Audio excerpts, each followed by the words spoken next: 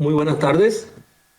Bienvenidos a la primera conferencia del seminario virtual Historia, Tradición y Patrimonio en el Departamento de Córdoba, organizado por el Centro Cultural Montería del Banco de la República, la Universidad Pontificia Bolivariana UPB Montería y la Universidad de Salerno, Italia. Antes de iniciar, queremos aprovechar este espacio para invitarlas e invitarlos a que nos acompañen y todos los jueves del mes de agosto a la segunda conferencia de este seminario que estará a cargo del arquitecto e investigador Juan Pablo Olmos y quien nos hablará sobre historia y patrimonio arquitectónico en el departamento de Córdoba. Asimismo, queremos recordarles que a partir del 1 de junio retomamos nuestros horarios habituales de atención al público de lunes a viernes de 8 a.m. a 5 p.m. en jornada continua. Si quieren conocer todos los detalles de esta apertura gradual, los horarios para consulta en sala, la afiliación y renovación en línea, así como todos nuestros servicios disponibles, pueden ingresar a nuestra página web www.banredcultural.org. Como es habitual, primero tendremos la intervención de nuestra invitada y al final abriremos el espacio para dar respuestas a las preguntas que ustedes nos envíen por el chat habilitado en Facebook Live de Banred Cultural Montería. El Seminario Historia, Tradición y Patrimonio en el Departamento de Córdoba es un proyecto que realiza el Centro Cultural Montería del Banco de la República en alianza con UPB Montería y la Universidad de Salerno, Italia, que busca generar reflexiones sobre la importancia del patrimonio material e inmaterial en este departamento, con el fin de brindar herramientas a los gestores culturales e investigadores de la región para que sigan en la búsqueda de nuevas investigaciones relacionadas con estos temas. Es por ello que esta tarde nos acompaña Ángela María Moreno Barros, candidata a doctora en sostenibilidad por la Universidad Politécnica de Cataluña y docente catedrática de la Universidad de Córdoba, Colombia, coordinadora de la línea de Patrimonio Cultural Inmaterial de la Cátedra UNESCO de Sostenibilidad en Barcelona, España. La doctora Ángela es magíster en Antropología Cultural de la Universidad Nacional Autónoma de México y del Instituto de Investigaciones Antropológicas. Además, es egresada del programa de Antropología de la Universidad del Cauca, Colombia, y merecedora de 3 becas de investigación por la Fundación Proaves, Colombia, CONACYT, México, y UNESCO SOT, España. Es investigadora adscrita en cuerpos colegiados nacionales como el Grupo de Estudios Sociales Comparativos de la Universidad del Cauca, Colombia, y el Grupo de Derechos Humanos y Memoria Histórica de la Universidad de Córdoba, Colombia, con categoría A, Colciencias. Cuenta con una experiencia de 17 años en el desarrollo de proyectos de investigación transdisciplinares en los campos de la antropología ambiental, memoria biocultural, etnoconocimientos, ecología simbólica y sostenibilidad. También se ha desempeñado como consultora para empresas privadas en el área de responsabilidad social, educación ambiental y la comunicación científica.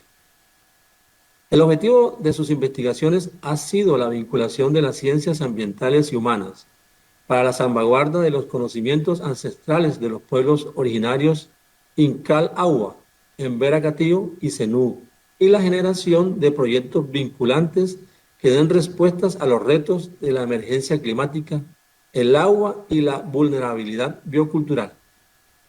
Profesora Ángela, bienvenida y muchísimas gracias por acompañarnos esta tarde y adelante con su conferencia Patrimonio Inmaterial en el Departamento de Córdoba.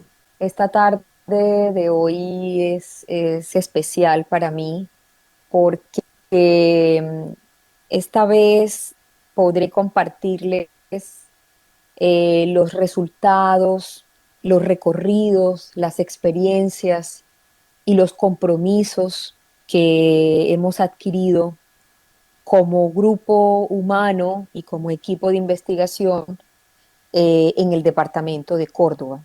Agradezco la invitación al Centro Cultural Montería del Banco de la República, la gestión extraordinaria de la historiadora Diana Carmona y todo el equipo presente, Mi conferencia se titula Patrimonio Inmaterial en el Departamento de Córdoba y espero que sea de su interés.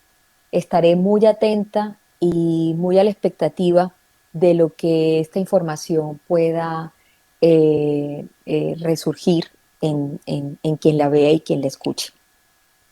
Gracias por estar aquí.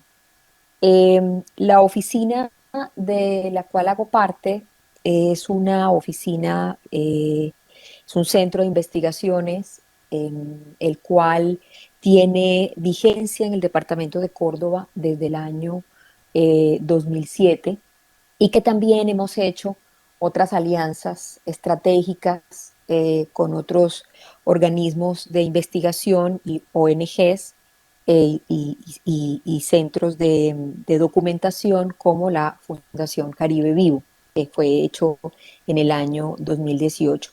UNESCO es una línea de trabajo que tiene sedes en diferentes países de América Latina y en Colombia también. No solamente tenemos oficina en Montería con la vinculación con la Universidad de Córdoba, sino que también hay vinculaciones con la Universidad del Rosario y Universidad de La Salle y demás.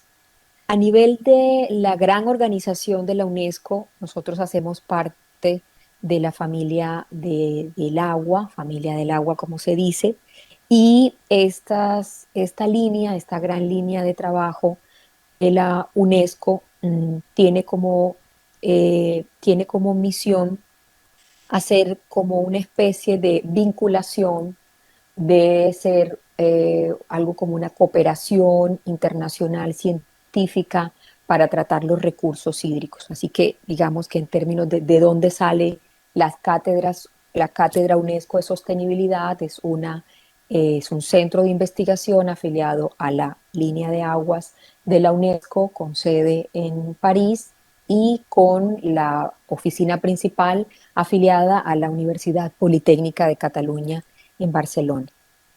Hay 6 líneas de trabajo gruesas, digamos. Lo que presentaremos el día de hoy son lo que se ha hecho en estos años en Córdoba y desde la línea de patrimonio cultural inmaterial, que es la que tengo el placer de coordinar. Para ya entrar digamos, en materia, quiero compartirles el objetivo central desde la UNESCO para poder trabajar el patrimonio cultural inmaterial. Y lo que se busca aquí es hacer un rescate permanente de prácticas tradicionales, un reconocimiento, ¿sí?, a los etnoconocimientos, a los rituales, a las prácticas agrícolas y también ir haciendo un gran acervo para poder entender, poder identificar y mejorar los procesos de adaptación al hábitat y a la naturaleza. Uno de los elementos que a nivel mundial se trabaja en rescate de manera masiva es el trabajo, digamos, de la artesanía tradicional, ¿no?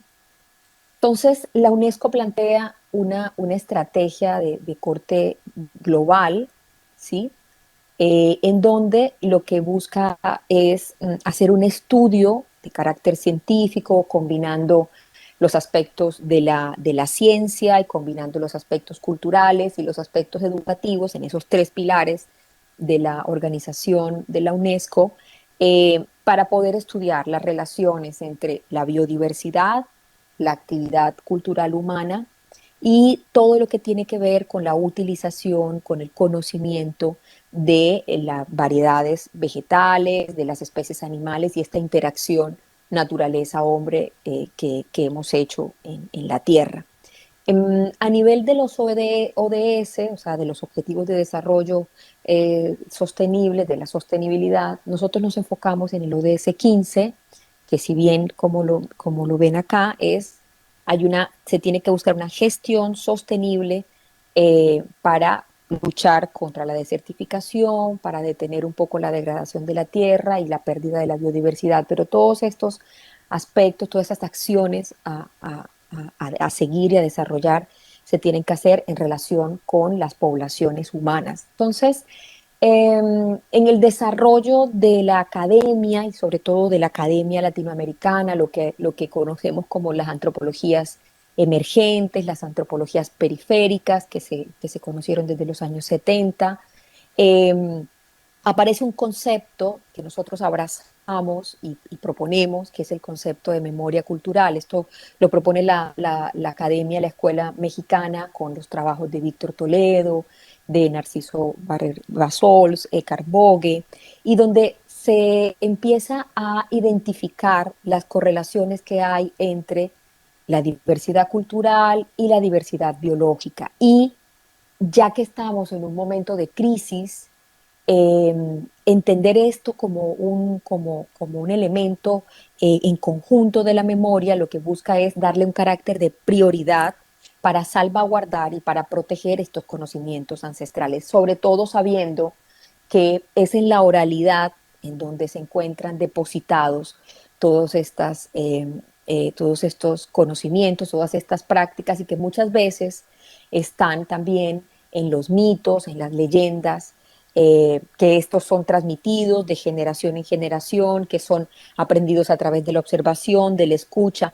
Entonces, hay un alto grado de vulnerabilidad a perderse.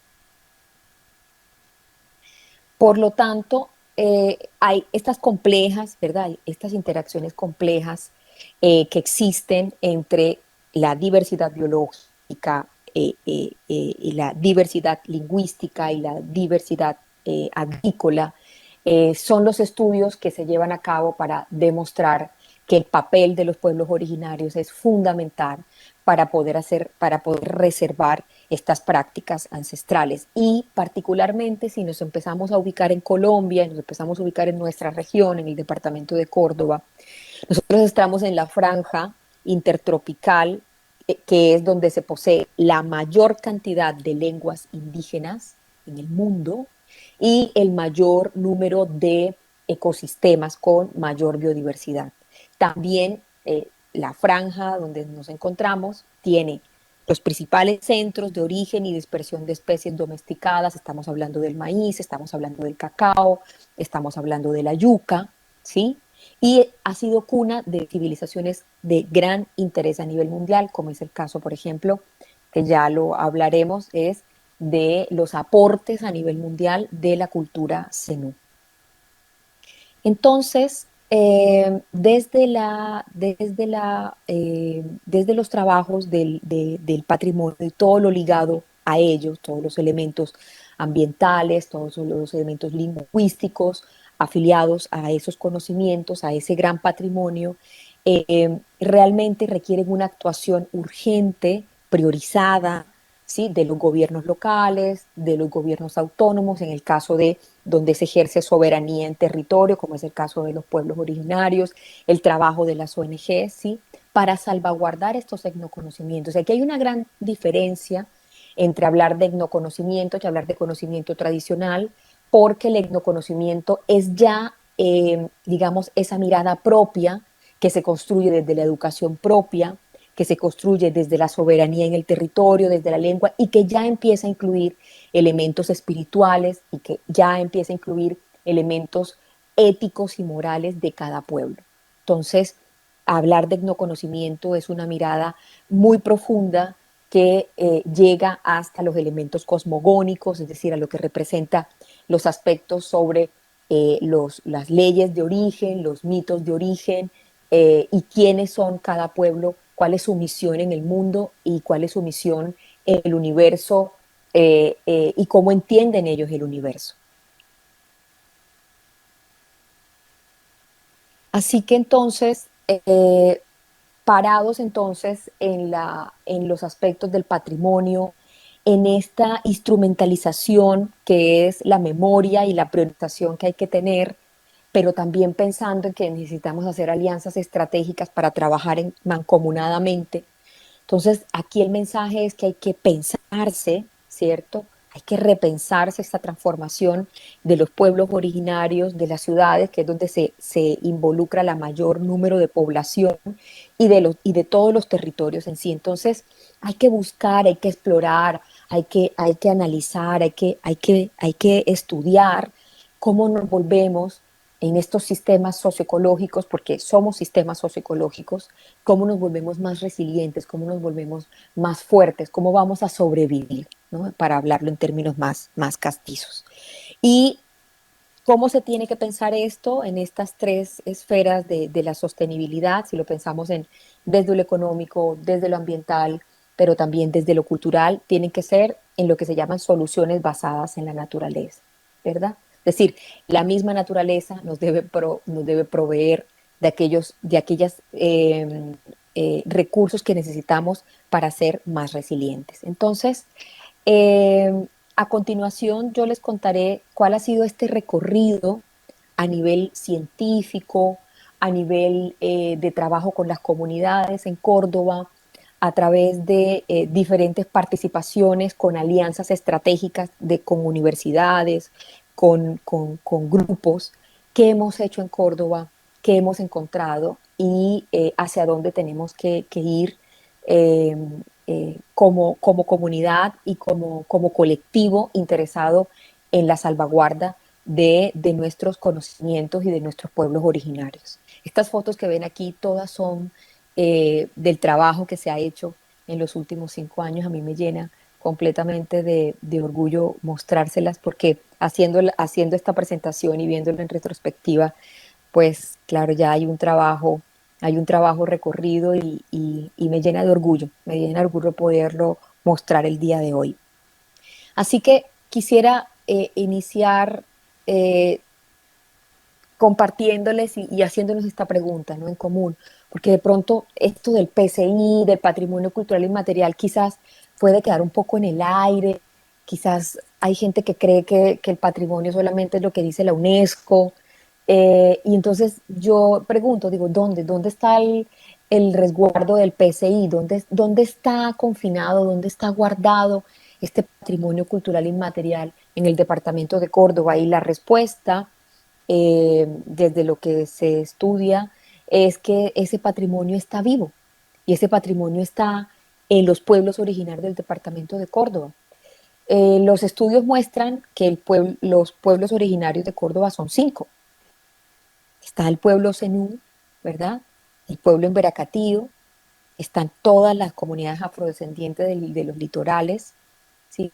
Está la intervención y todos los préstamos culturales que hemos tenido del pueblo sirio-libanés, pero también hace presencia en San Pelayo, en Sagún, el pueblo rom, o conocido como los gitanos. Este es nuestro patrimonio cultural inmaterial, está vivo.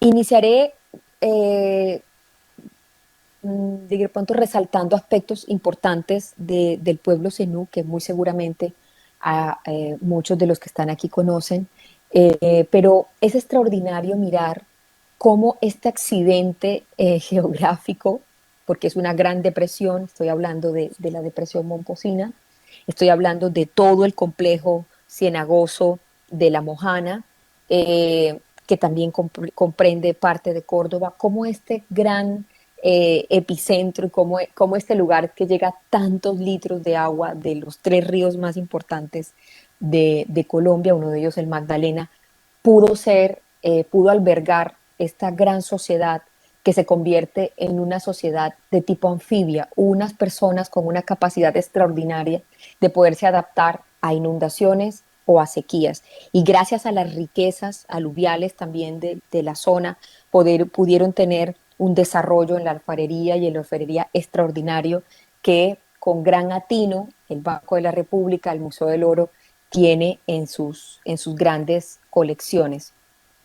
La majestuosidad del pueblo zenú se expresa en estas tres grandes regiones que conforman lo que muchos conocemos como el Zenúfanes, el Finzenú y el Panzenú, pero lo más importante para resaltar es que las investigaciones muestran que el pueblo zenú muy seguramente fue el primer pueblo de América del Sur y del Caribe que tuvieron una agricultura extendida, con un esplendor entre los siglos V y el siglo X, Esto es un dato extraordinario y que nos debe llenar completamente de orgullo.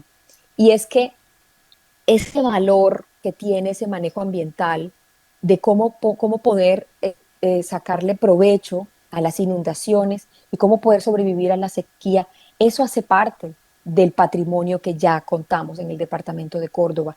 Los desafíos ambientales adaptativos a los cuales en este momento nos vamos a enfrentar tampoco son nuevos. También las investigaciones nos dicen que muy seguramente lo que pasó con el pueblo zenú es que hubo una gran sequía. Investigadores como Clemencia Plazas aseguran que pudo ser una sequía por muchos años. Estamos hablando de sequías que pudieron durar más de 20 años. Sin embargo, es este imaginario colectivo adaptado a todos estos procesos y también me refiero a los procesos rurales, digamos, a nivel prehispánico, pero también los procesos en los cuales todos nuestros campesinados han aprendido, ¿sí? De todas estas prácticas ancestrales a poder vivir, a poder aprovechar. Es ahí donde está el patrimonio cultural inmaterial de nosotros. Supongo que todos se habrán dado cuenta que en el billete de 20.000 pesos aparece el gran sistema hidráulico con esta figura de cola de pescado que hace un trabajo extraordinario. Entonces, si vemos, lo veremos también con el pueblo en Vera, con el cual ya les contaré algunos detalles.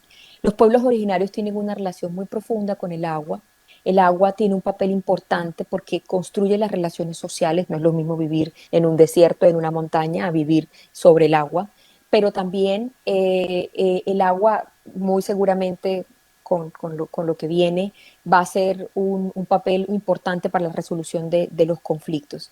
Hay un carácter espiritual también en el recurso hídrico, pero también hay una identificación cultural de cada pueblo con ciertos cuerpos de agua, como en el caso, por ejemplo, del pueblo en Vera, que ya lo veremos, que también se han ubicado a nivel nacional en diferentes cuerpos de agua y eso también ha hecho sus variaciones lingüísticas y sus identificaciones de tipo cultural.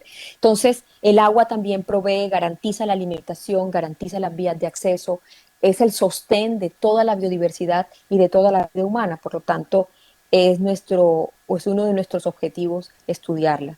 Eh, dentro de los estudios de la cosmogonía zenú y la relación con su fauna, la leyenda del caimán de oro es extraordinaria porque muestra la presencia de este animal que era una deidad en el mundo prehispánico, pero que además sigue siendo un recurso faunístico importante, ¿cierto?, para la conservación de los ecosistemas en la actualidad en el departamento.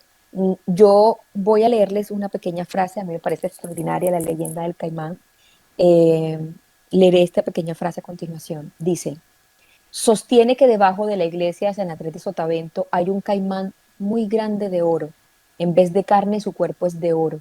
La cabeza del caimán está en San Andrés de Sotavento. La mano izquierda llega hasta San Pues Sucre. La mano derecha de ese caimán toca tierra de Ciénaga de Oro. La cola llega a Chimá y Momil. Si el caimán llegara a sacar, se inunda San Andrés. Todos sus habitantes morirían ahogados, pues debajo del caimán hay mucha agua y pasarían de ser seres terrestres a seres acuáticos.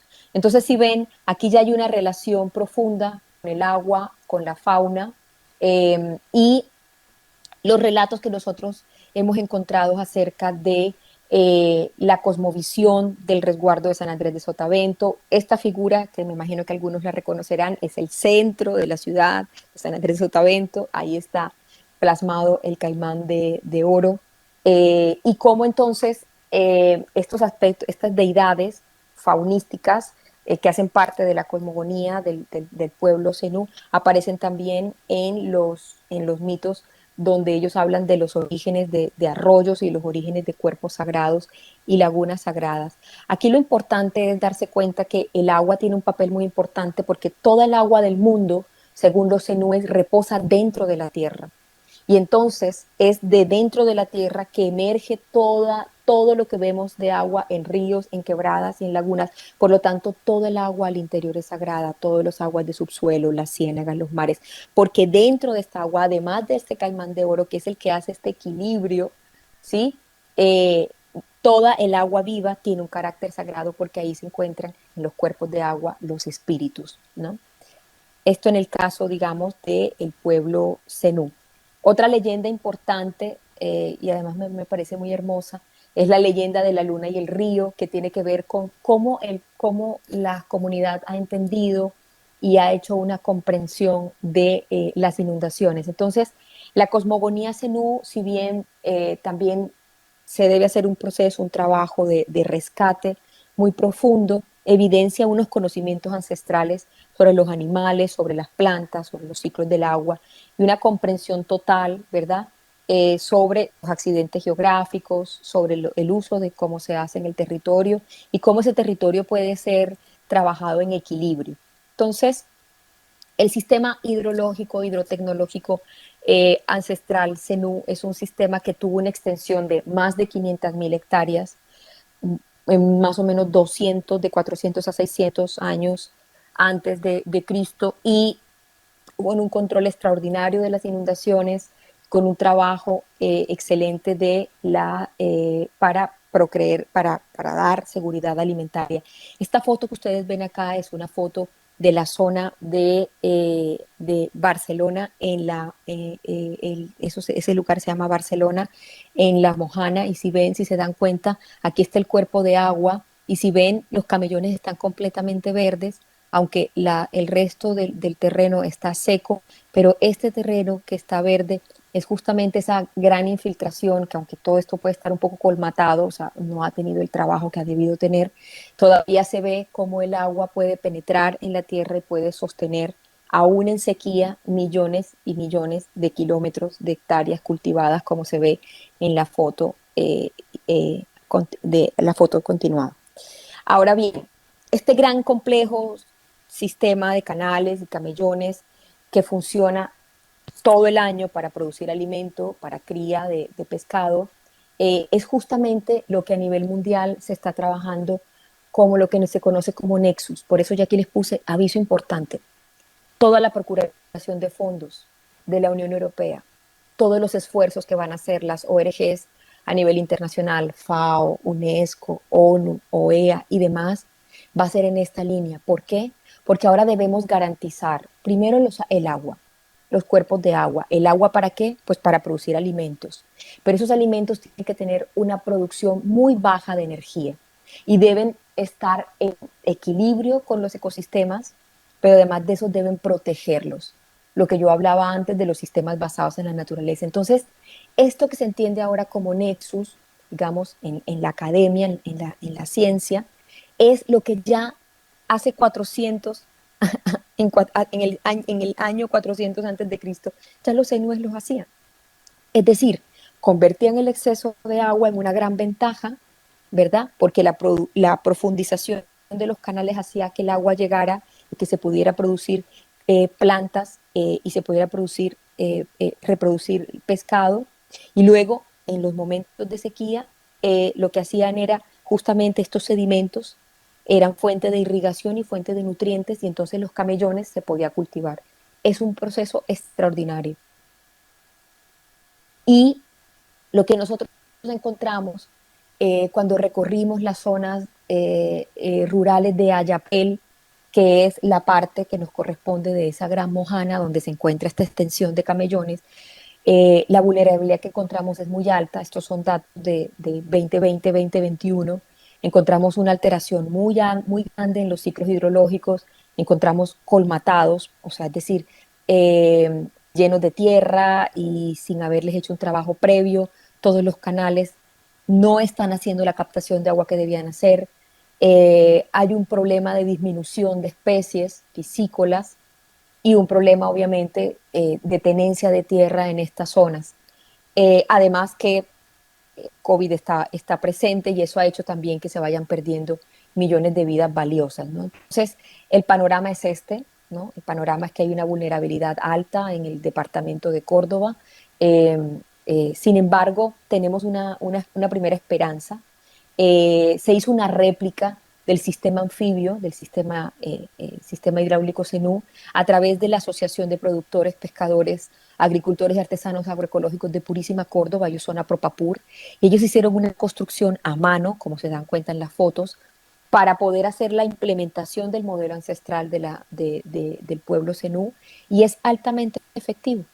Es decir, se guarda el agua en verano, esto permite producción de frutas y verduras, y que en este momento esta intervención está haciendo beneficio a una población de aproximadamente unas 80 a 100 habitantes en el municipio de Purísima. Y a nivel de producción, a nivel de qué tanto esto está siendo efectivo, mira el tamaño de las yucas. eh, la producción por cada camellón, estamos hablando de que esto es un trabajo de 3 hectáreas, y ellos nos afirman que se producen aproximadamente 15 toneladas de alimento. Son más o menos cada ciclo, son 3 meses, es decir, cosecha, siembra cada 3 meses, en un espacio más o menos de 30 metros por persona. Cada persona, mujeres y hombres, trabajan en ello, y nos daban datos como, por ejemplo, que se pueden producir 7 kilos de frijoles o 36 kilos de sandía, más o menos, en este promedio de tiempo. Eh, Nosotros entonces, en el trabajo que hicimos en Guartinajas, como vimos un poco que había una diferencia entre lo que se pudo hacer en Purísima, que ya es un sistema que ya está funcionando, mientras que en Guartinajas está el proceso con la vulnerabilidad más alta, lo que hicimos fue hacer unos talleres focales en Guartinajas en el 2020, justamente para hacer un codiseño y poder hacer un rescate de este patrimonio cultural hidráulico. La gente estaba muy motivada, la gente está muy a la expectativa de lo que podamos hacer. Ya tenemos el compromiso de este trabajo, y aquí les muestro una foto de la primera zona de intervención para la construcción, si todo sale bien, de este primer gran piloto demostrativo que podríamos hacer en el departamento de Córdoba, gracias a la intervención del plan, del programa hidrológico intergubernamental, que hace parte de la línea de la UNESCO, el cual tiene como finalidad el fortalecimiento de las capacidades en lo que tiene que ver con la investigación y la actuación de los organismos internacionales para reducir los riesgos hídricos. El segundo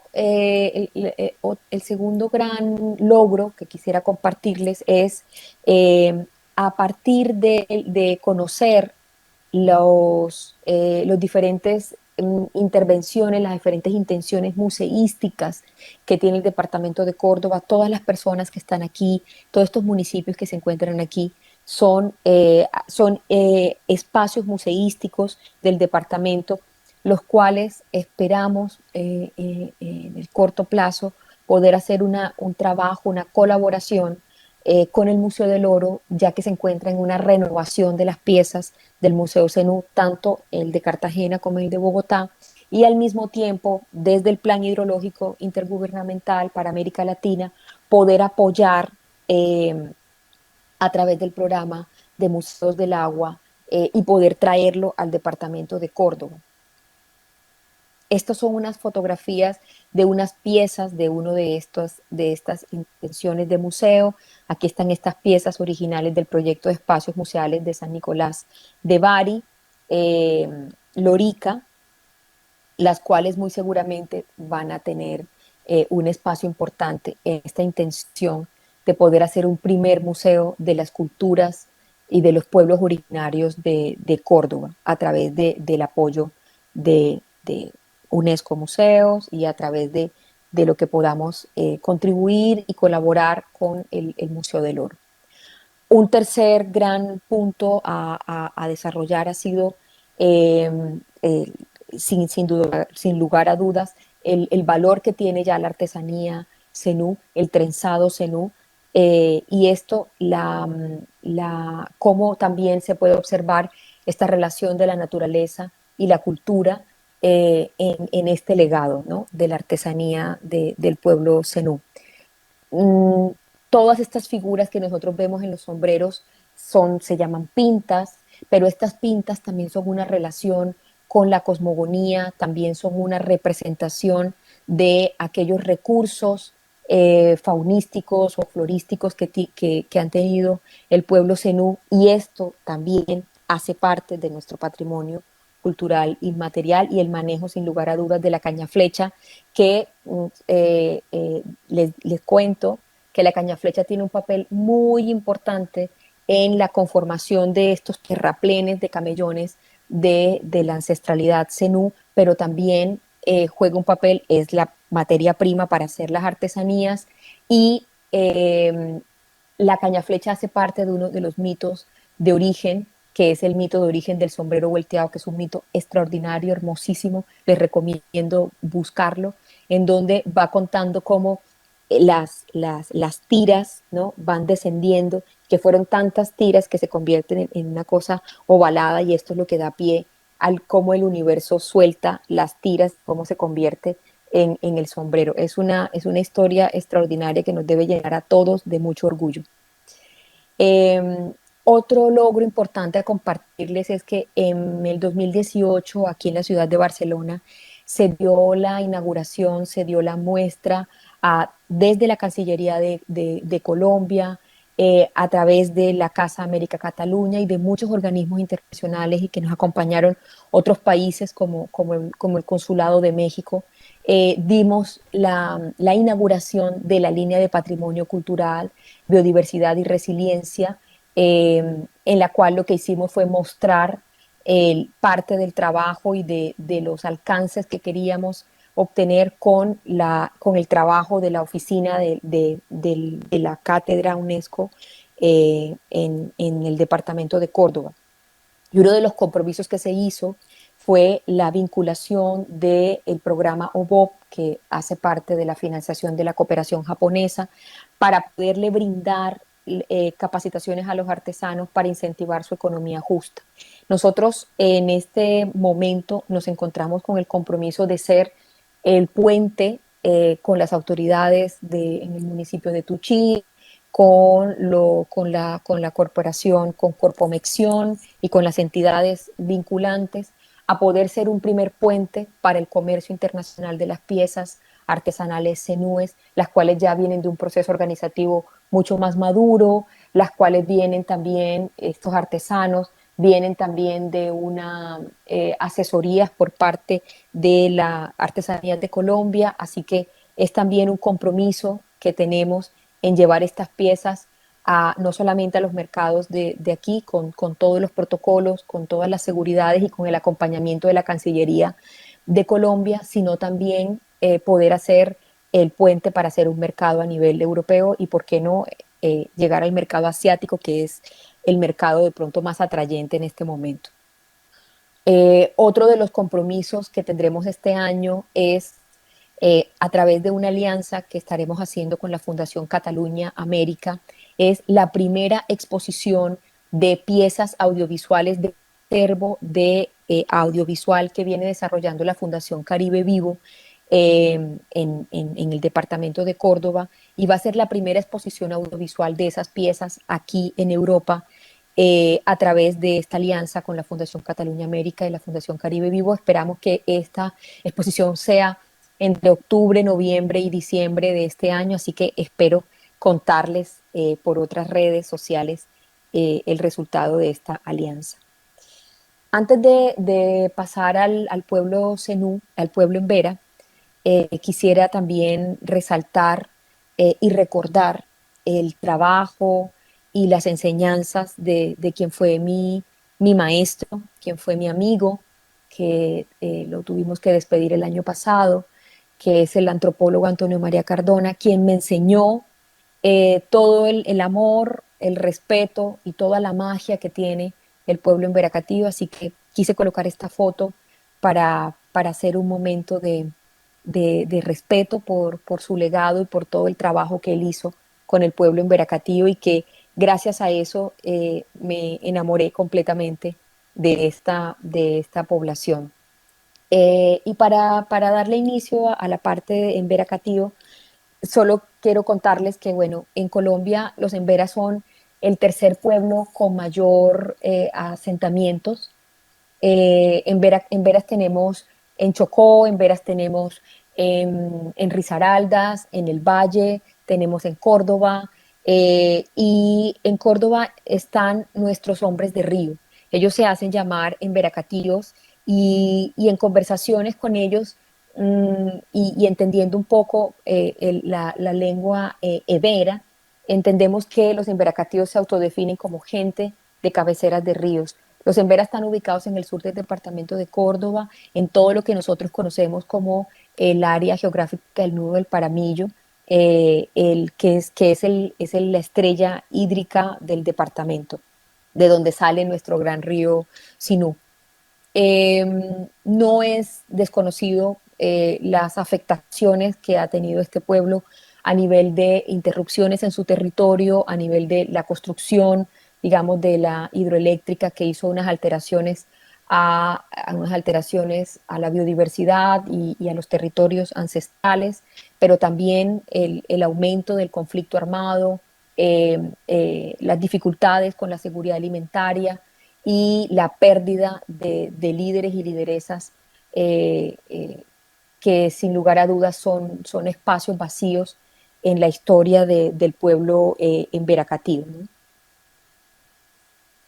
Sin embargo, los aspectos cosmogónicos del mundo en Vera nos muestran de que existe, que este pueblo resiste a partir de la reproducción de sus mitos de origen, a partir de la presencia su ente más importante, su dios más importante, que es Karagaví, y los mitos en relación, por ejemplo, a el árbol de Genené, que es el árbol sagrado de los Embera, de donde partió el agua y de donde digamos, sus grandes ramas corresponden a las áreas de más importancia del pueblo Embera. El universo Embera entonces está, digamos, administrado, está dialogado por el trabajo que hacen los jaibanás, que son los médicos tradicionales. En tiempos antiguos los jaibanás también eran digamos, las figuras de autoridad en lo que tiene que ver con lo político administrativo, pero también son quienes hacen esta comunicación con el mundo humano y el mundo mágico, pero también hay otros mundos.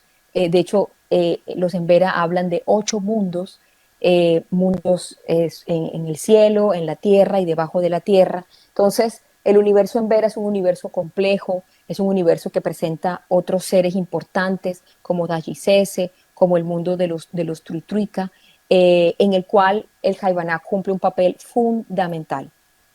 Un elemento de la identidad en Vera y que también muestra la relación de la naturaleza y la cultura y al que también en las alianzas que hemos hecho con la Universidad de Córdoba, la tesis que está desarrollando la estudiante Yulisa María Páez, tiene que ver con el Kipara. Y el Kipara es esta pintura facial y corporal que tienen en la tradición en Vera, que habla de sus ciclos de vida, habla también de quiénes son, habla, por ejemplo, también de aquella necesidad que se tiene en algún momento de la vida en traer alguna cualidad, algún valor de algún animal o de alguna planta para poder buscar equilibrio, para poder tener, digamos, momentos de sanidad.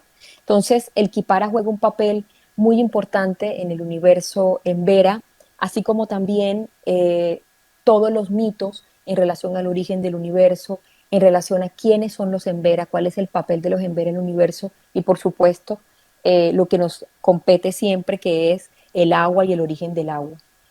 Otro aspecto importante también a resaltar y a salvaguardar es la relación que tienen con las plantas, porque las plantas tienen una condición casi que humana, unas necesidades. Las plantas requieren respeto, pero también tienen unos compromisos que son los jaibanás, quien deben cumplir para que ellas puedan también cumplir sus funciones, ¿no? Entonces, hay un profundo respeto, hay una profunda compenetración con la vida tanto de las plantas como de los animales y del universo simbólico en Vera que representa en el cuerpo las relaciones con la naturaleza.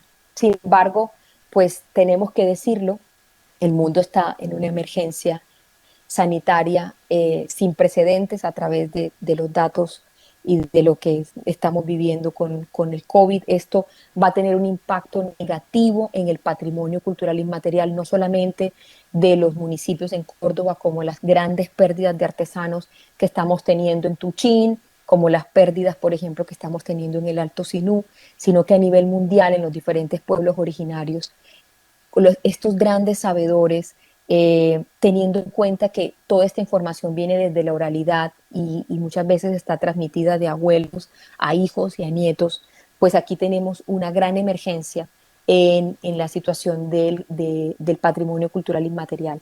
Y por otro lado, pues los informes científicos nos dicen que así como somos una franja con gran diversidad biológica y con gran biodiversidad y diversidad cultural y lingüística, también vamos a hacer una, un espacio en la Tierra en donde vamos a sufrir mucho por el cambio climático.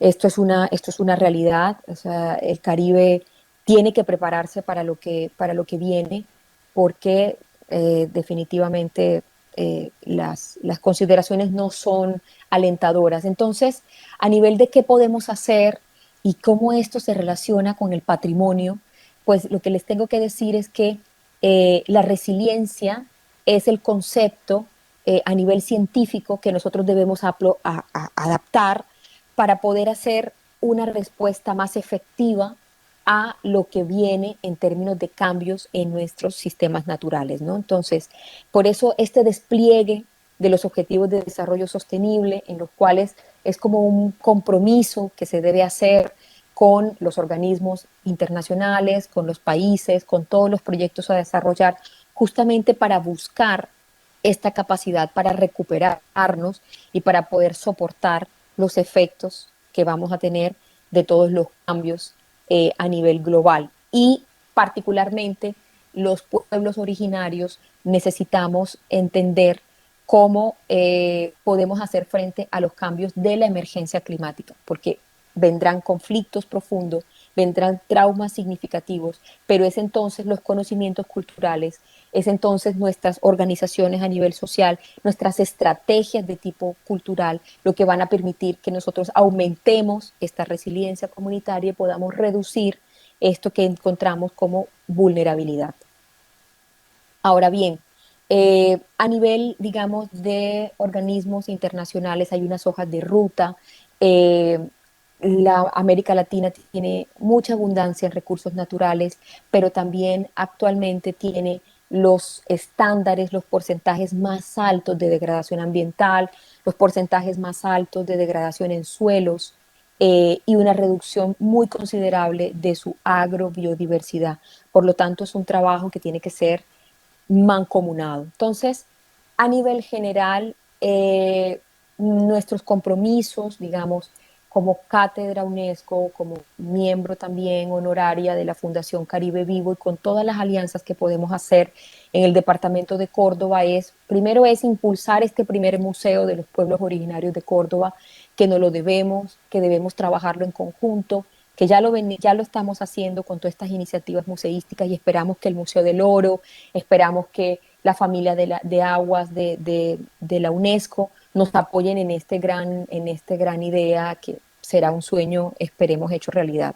Lo otro es este ingreso que ya logramos, este compromiso en la agenda del Programa Hidrológico Intergubernamental de la Línea de Agua para América Latina, para poder hacer las primeras pruebas científicas para medir el sistema hidráulico CENU. Lo otro es seguir presente, digamos, en la zona y ser aliados estratégicos para el trabajo con los pueblos originarios del departamento de Córdoba. Todas las investigaciones que se están haciendo son para los pueblos originarios, son resultado de investigaciones que son colaborativas y esperamos seguir sirviéndoles a ellos. El apoyo en la difusión a nivel internacional de todas las investigaciones locales y seguir aportando, seguir colaborando en las investigaciones regionales, con la academia, con los diferentes centros colegiados y con espacios como el BANREP, que son sin lugar a dudas espacios extraordinarios para este trabajo. No me quisiera despedir sin antes mostrarle todo este universo maravilloso de organizaciones con las cuales hemos venido trabajando en los últimos 5 años y sin ellos hubiera sido imposible todos estos resultados y todas estas hojas de ruta que ya estamos construyendo para seguir trabajando el patrimonio cultural inmaterial en el departamento de Córdoba. Muchísimas gracias a todas y a todos y espero que los que escuchen esta grabación les sea de sumo interés esta, esta información que nosotros aquí hoy desarrollamos. Muchísimas gracias. Ángela, muchas gracias a usted. Sí, definitivamente la información que nos acaba de dar, muy importante, pensando en lo nuestro, precisamente. En estos momentos tenemos preguntas en el chat de Facebook, ¿verdad?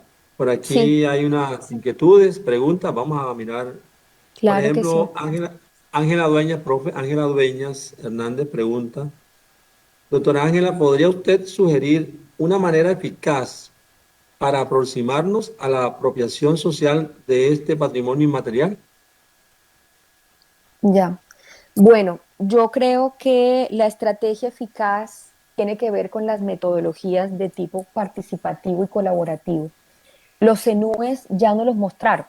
Es decir, el mantenimiento del sistema hidráulico no hubiera sido posible sin el trabajo de mujeres, hombres y niños. Usted sabe el trabajo que debe ser mantener esos cuerpos de agua, andar limpiando esos canales y luego cuando el agua se secaba, agarrar todo ese fango, agarrar todo ese barro, subirlo a los camellones, guardar las semillas, en ese momento sembrar. O sea, estamos hablando de un trabajo primero comunal y además participativo. Entonces, la única manera para poder hacer una apropiación social del etnoconocimiento es a través de los procesos participativos, porque también vale la pena en este momento aclarar que las definiciones de patrimonios inmateriales mundiales de la UNESCO son iniciativas que tienen que tener un proceso local, que tienen que estar respaldadas por los gobiernos y eso después validado ante esta ONG internacional que es la UNESCO.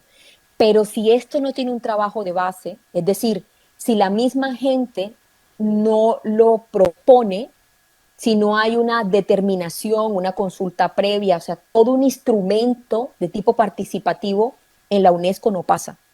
O sea, ni porque lo proponga Colombia se puede llegar a hacer una propuesta para levantar cualquier, cualquier, digamos, una fiesta, por ejemplo. Si esto no tiene un trabajo de base desde las organizaciones y desde los pueblos originarios, esto no tiene cabida. Entonces, la respuesta, Angelita, es tenemos que hacer procesos participativos, lo que se llama ahora el coworking, la coevolución, es esto. Acá, por ejemplo, hay personas interesadas de pronto en conocer dónde hay mayor información. Así, por ejemplo, Toyita Sánchez nos pregunta, ¿esta información o algo acerca del tema se encuentra en Instagram? O Sí, donde, además ella también dice que dónde hay encontrar estas leyendas, por favor, ¿dónde se pueden encontrar las leyendas? bueno, le cuento que todas esas leyendas es un trabajo que yo he terminado hace muy poco, todavía estoy bastante cansada, creo que se me ve. Acabo de terminar un estudio doctoral, es un estudio de 4 o 5 años, en donde se hizo una recopilación de toda esta información, Toyita. Yo espero, en la medida de lo posible, que esto sea publicado lo más pronto. Esto ha sido una búsqueda, Toyita, de entrevistas en profundidad, salidas de campo, grupos focales, revisión bibliográfica, análisis referencial de documentos. Entonces, así como puesto que yo te diga, métete a esta página y lo encuentras en Instagram, no está, Toyita. Pero este es el compromiso que tenemos que hacer. O sea, lo que tenemos que hacer es ponerlo justamente a orden del público. Pero eso es una investigación que acaba de terminar. Toyita, el 14 de julio terminó la investigación de más de 5 años sobre el tema. Así que el compromiso está hecho, yo. Bueno, muy bien, profe. Sí, excelente información. También para que vayamos conociendo que de pronto más adelante podemos tener eso que usted tantos años investigó, podemos tenerlo ya físicamente o Sí, virtualmente en un repositorio, ¿verdad? Profe, sí. darle las gracias de parte del área cultural, el Centro Cultural Montería, el Banco de la República, darle las gracias a los asistentes por conectarse a esta hora, por recibir esta información e investigación suya. Entonces, el banco está siempre agradecido por nuestros investigadores, principalmente, que hacen parte acá y nos visitan a rato. Y esta tarde hemos tenido una tarde maravillosa con esa información que hemos recibido, profe. Muchísimas gracias y gracias a las personas que se conectaron en esta actividad. Muy amable, profe. Bueno, no, muchas gracias a todos. Gracias a usted, Emerson, también que bastante que me ha tenido allá en esa mesita, ahí sentadita pidiendo libros. También muy agradecida con toda la labor que vienen haciendo en el departamento de Córdoba. Yo quisiera felicitarlos, ¿sí? El trabajo de Diana, el trabajo tuyo y todo el equipo, porque ustedes son un centro cultural muy importante, son un motor fundamental para el intercambio de ideas, para poder soñar juntos instituciones, público en general, y es justamente hacer este acervo bibliográfico, este acervo de información que tanto necesitamos para salvaguardar. Yo más bien estoy agradecida con ustedes, felicitarlos a ustedes aquí seguiré trabajando y espero seguir trabajando con todas las organizaciones con las que hemos venido desarrollando. Excelente, profe. Y por último, para recordarles, ¿no? Lo que habíamos iniciado, de pronto los que no se conectaron a tiempo. Recuerden que este seminario sigue, ¿verdad? Y la segunda conferencia de este seminario estará a cargo del arquitecto investigador Juan Pablo Olmos y que nos hablará sobre historia y patrimonio arquitectónico en el departamento de Córdoba. Esperen mayor información, esperen el link y la fecha establecida para esta actividad. Entonces, gracias, muy amables por su conexión y hasta pronto. Muchas Nos vemos. gracias. Muchas gracias.